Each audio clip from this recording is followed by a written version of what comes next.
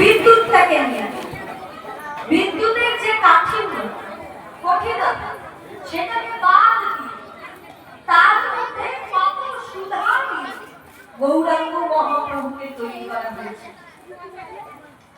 এই দেখুন আমরা যখন ছানাকে গ্রহণ করি টক জলটাকে আমরা দিয়ে দিই, তখনই ছানা থেকে টক জলটাকে বাদ দিই, তারপর আমরা আসল বিষয় তত্ত্ব পেয়ে গেলাম, আসল ছানাটা পেয়ে যাই। ঠিক তেমনি মেঘের থেকে বিদ্যুৎটাকে নিয়ে বিদ্যুতের কাঠিন্যটাকে বাদ তার মধ্যে কত সুধা দিয়ে গৌরাঙ্গ মহাপ্রভুকে তৈরি করা হয়েছে।